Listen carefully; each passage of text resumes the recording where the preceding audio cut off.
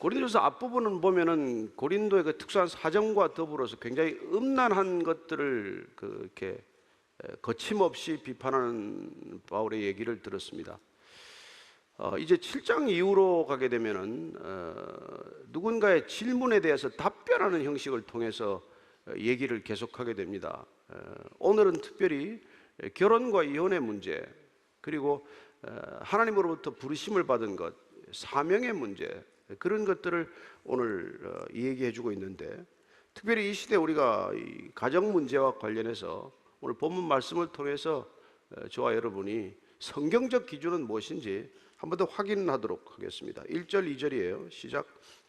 너희가 쓴 문제에 대하여 말하면 남자가 여자를 가까이 아니함이 좋으나 음행을 피하기 위하여 남자마다 자기 아내를 두고 여자마다 자기 남편을 두라. 오늘 보니까 바울은 이렇게 말합니다. 그 당시에 이렇게 주로 얘기되든 회자되든 그 당시에 이게 구호라든지 그 당시 사람들의 생각을 짧게 이렇게 경고의 말씀처럼 있었던 것을 바울은 인정하거나 용인하거나 그걸 다시 재인용함으로써 본인의 논지를 펼쳐가는 분이에요. 그래서 당신들이 얘기하듯이 남자가 여자를 가까이 아니함이 좋다, 그런 얘기들을 하는데 이건 금욕주의자들의 얘기예요. 그 앞에 우리가 바울이 비판했던 것들은 뭡니까? 그건 자유주의자들의 생각이었죠. 그래서 우리가 일단 구원받았으면 이까진 몸이야 어떻게 사용하건 무슨 상관이 있냐는 그런 지극히 방종을 합리화하는 생각에 대해서 바울은 단호한 입장을 취했어요. 그런데 오늘은 그 반대로 금욕주의자들이 일단 우리가 그리스도인이 되었다면 이혼을 하든지 아니면 가정에서 부부관계를 금하든지 그런 극단적인 주장을 편 거예요. 그 주장에 대해서 지금 바울이 답하는 겁니다. 그래서 3절 이하 5절까지입니다. 시작. 남편은 그 아내에 대한 의무를 다하고 아내도 그 남편에게 그렇게 할지라 아내는 자기 몸을 주장하지 못하고 오직 그 남편이 하며 남편도 그와 같이 자기 몸을 주장하지 못하고 오직 그 아내가 하나니 서로 분방하지 말라. 다만 기도할 틈을 얻기 위하여 합의상 얼마 동안은 하되 다시 합하라. 이는 너희가 절제 못함으로 말미암아 사탄이 너희를 시험하지 못하게 하려 함이라. 자, 첫째 큰 원칙은 남편이나 아내나 자기 몸을 자기 것으로 주장하지 말라는 거예요. 근본 원칙에 관한 겁니다. 왜? 우리는 그리스도의 것이기 때문에 사실 이건 중요한 원칙이 뭐냐면 남편이건 아내건 서로에 대해 주인이라고 주장할 것도 없지만 우리는 근본적으로 그리스도께 속한 몸이다. 우리 몸은 그리스도의 것이다. 다 같이 남편이나 아내나 그리스도의 몸이라는 점에서 보면 둘 다 같이 대등한 입장이 되는 것이죠. 그렇습니다. 사랑이라는 것은 자기를 주장하지 않는 거 아닙니까? 겸손이란 자기를 내세우지 않는 태도를 말하는 거 아니에요. 그런 것들이 기본적인 전제가 되어야 한다는 그런 얘기죠. 그래서 오늘 보니까 분방하지 말라, 이건 결혼을 깨자고 하는 거랑 마찬가지죠.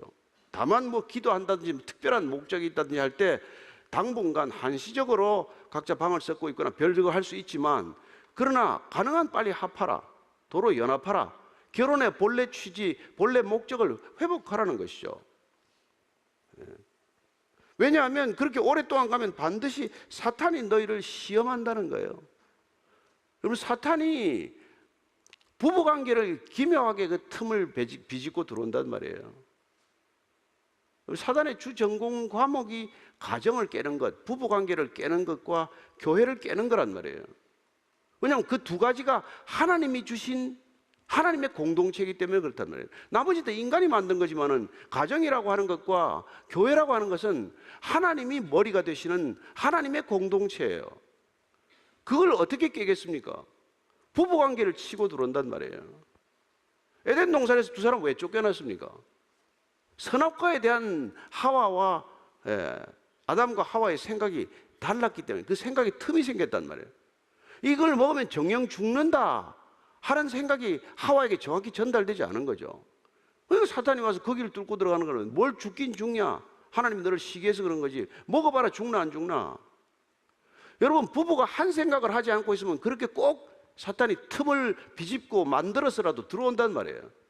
그래서 서로 의심하게 만들고 말다툼하게 안 들고 언쟁하게 만들고 사랑하며 살아도 결국 몇 년 살지도 못하는 부부를 그렇게 갈라놓는 게 뭐냔 말이에요. 그래서 하나 되는 건 너무나 중요한 일입니다. 사탄이 제일 싫어하는 게 하나 되는 가정, 하나 되는 교회가 제일 싫어하는 거란 말이죠. 어떻게 보면 그들로서는 가장 큰 난적이죠.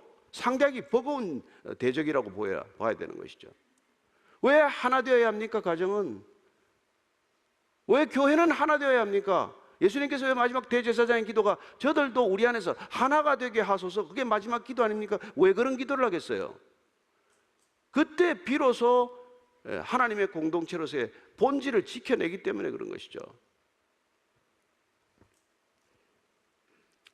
그래서 오늘날 보십시오. 가정 풍기박산 아닙니까? 무슨 성한 가정이 얼마나 돼요?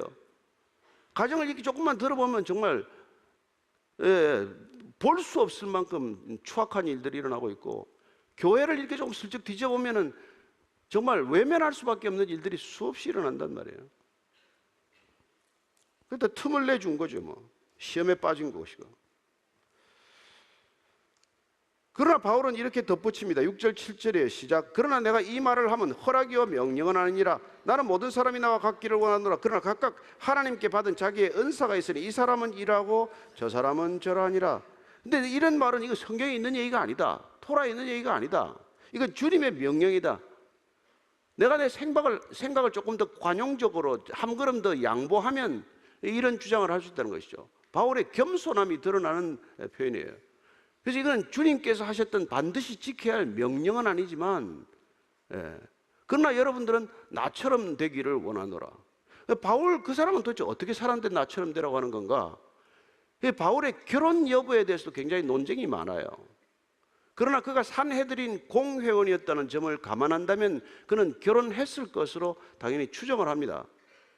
그래서 일부 학자들은 그가 상처를 했거나 아니면은 열광적인 유대주의자였다가 이 사람이 갑자기 그리스도를 만나서 그리스도인이 되는 바람에 아내가 이혼했거나 그냥 떠나버렸다고 보는 것이죠.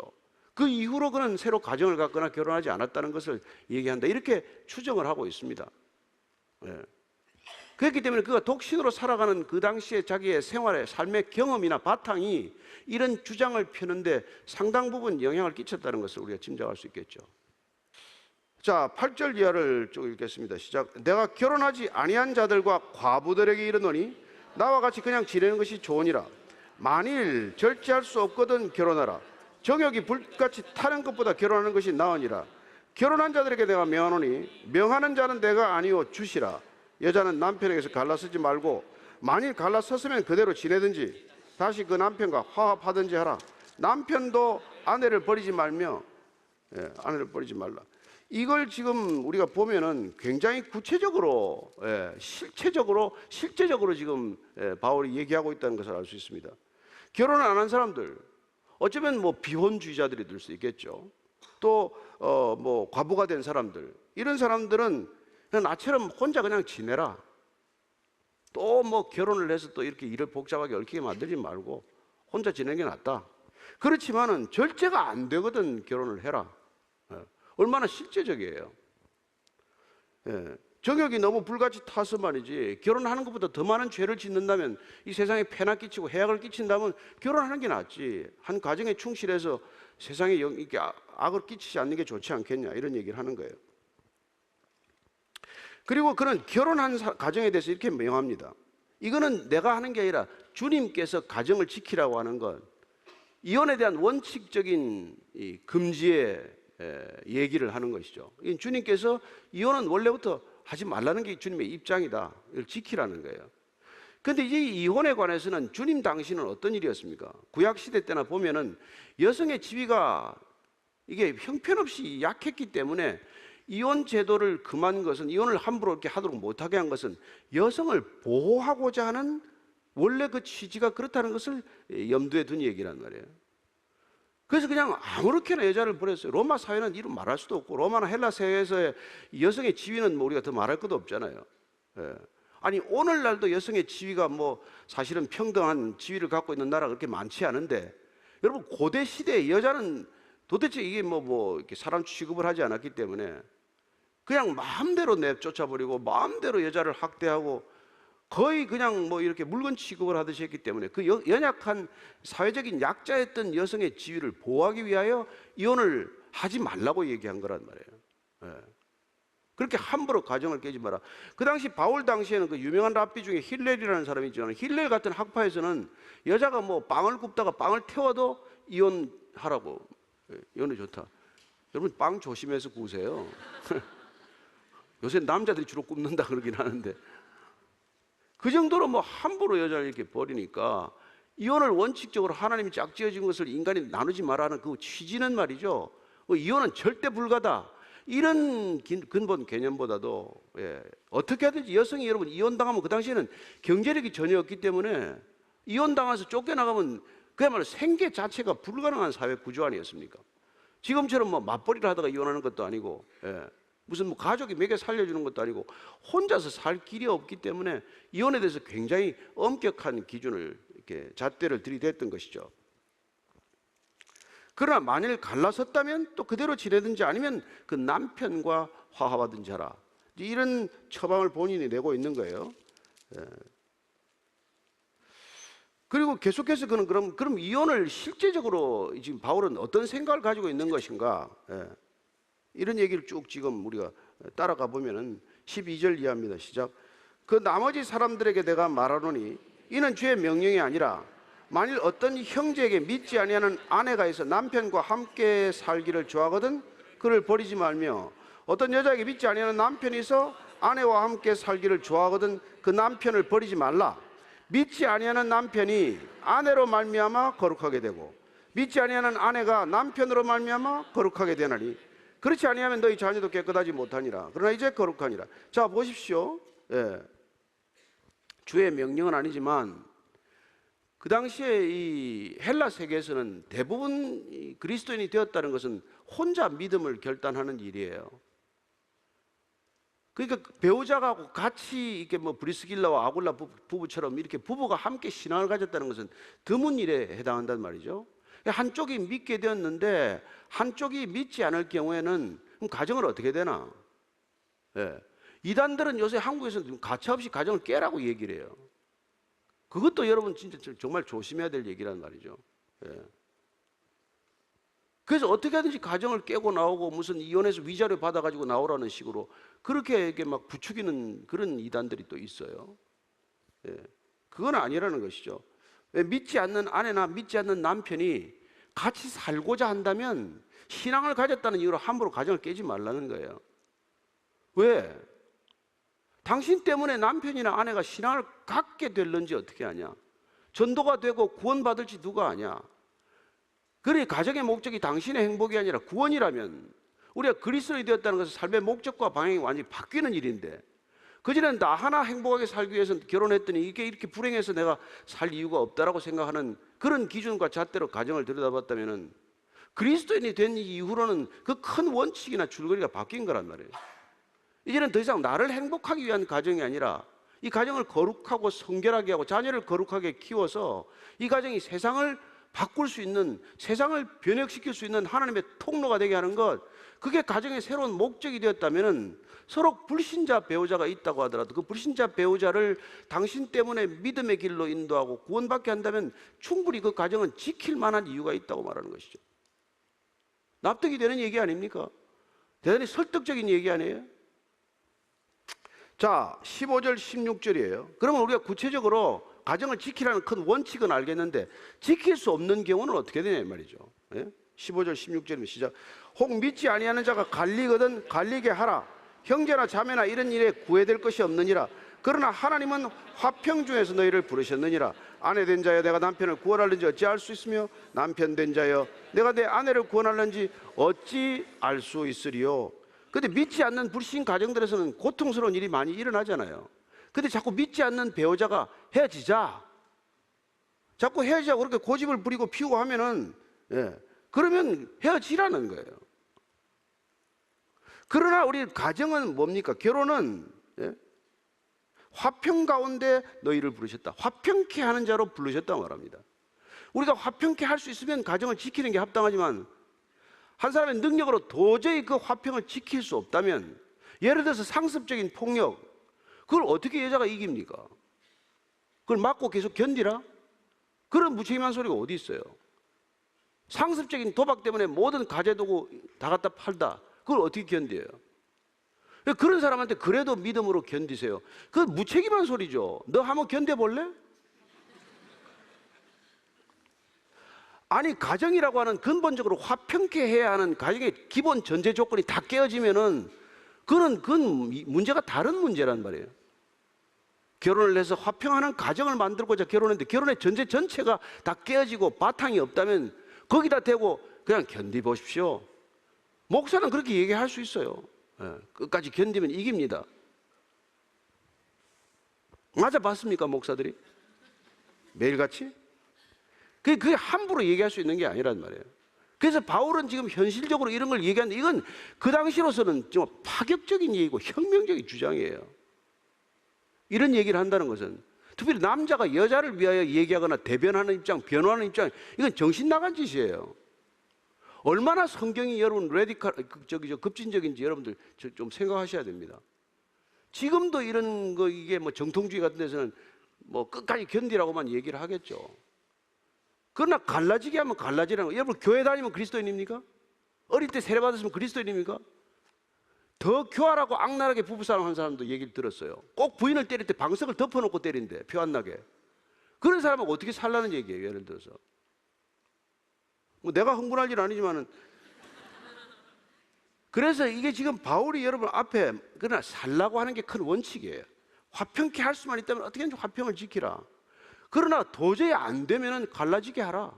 어떡하겠어요? 자, 그래서 17절 이하는 오늘 소명과 사명에 관한 얘기입니다. 시작. 17절. 주께서 각 사람에게 나눠주신 대로 하나님이 각 사람을 부르신 그대로 행하라. 내가 모든 교회에서 이와 같이 명하노라. 주님께서는 각 사람에게 나눠주시는 은사가 있다는 것입니다. 그러면 그 은사대로 부르심대로 그대로 행하라. 행하라는 것은 뭐 걸으라, 살라, 삶을 살아내라 이런 뜻이에요. 하나님께서 우리를 부르시면 부르심대로 살아라. 이때 부르심은 두 가지 뜻을 가지고 있어요. 첫째 부르심은 여러분 저나 구원으로의 부르심입니다. 1차적인 부르심이죠. 우리는 누구나 다 구원으로의 부르심을 받습니다. 그 다음에 우리는 또한 구체적인 은사를 통해서 직업이나 사명으로의 부르심이 있어요. 저는 조금 여러분들에게 편의나 이해를 돕기 위해서 사명과 소명을 조금 구분해서 설명을 드린 적이 있는데, 소명은 부를 소자의 목숨 명자예요. 사명은 부릴 사자의 목숨 명자입니다. 누구나 다 소명을 먼저 받는 것, 목숨을 요구하는 일이에요. 주님께서 값주어 샀다 이 말은 우리의 목숨을 요구하는 거예요.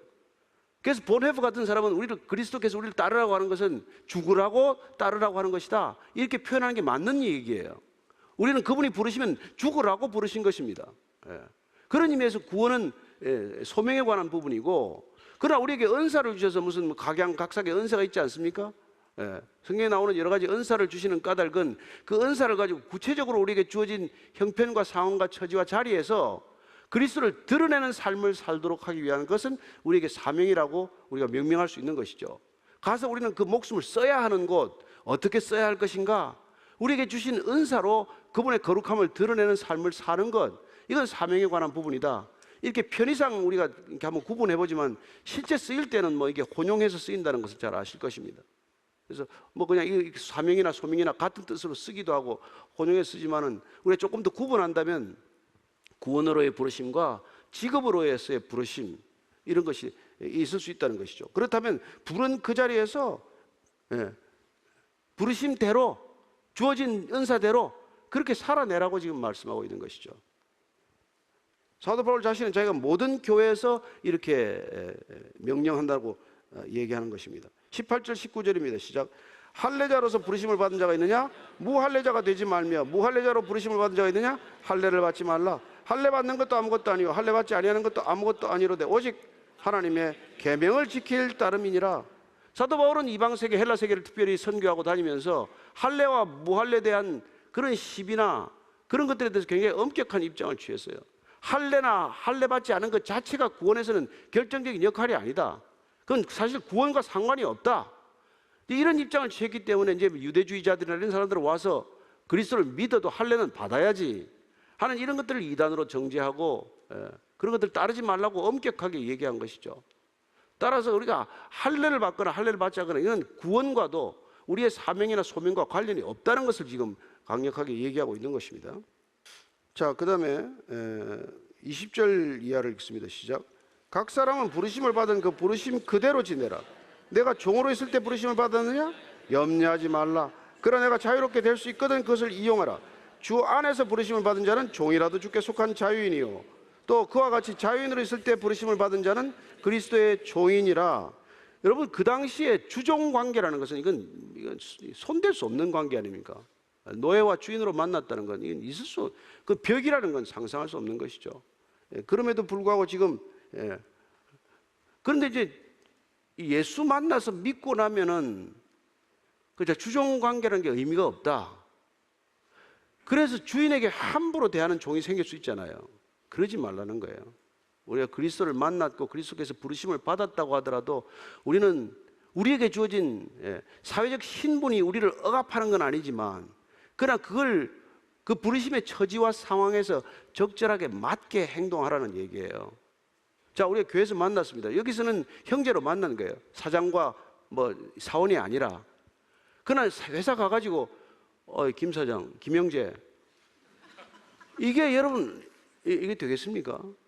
우리가 하나님의 공동체 안에서 하나님의 질서, 권위 있는 질서를 따르기 위해서 우리가 형제라고 할 수 있습니다. 그리고 실제로 형제 맞아요. 한 아버지의 자녀된 건 맞습니다. 그러나 이게 아니고 기능적인 사회, 그 사회에 가서 이 원칙을 그렇게 적용한다고 하면은 여러분 교회가 비상식적인 집단이 되고 말지 않겠습니까?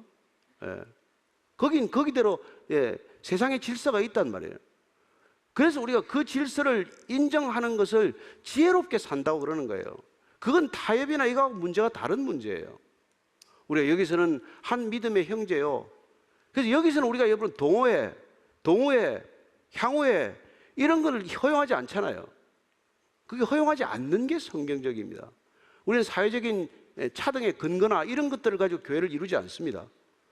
우리는 무슨 뭐 자유인이나 헬라인이나 종이나 여자나 남자나 이런 차등의 근거가 수없이 많이 있지만 그걸 가지고 교회적 질서를 만들지 않는단 말이에요.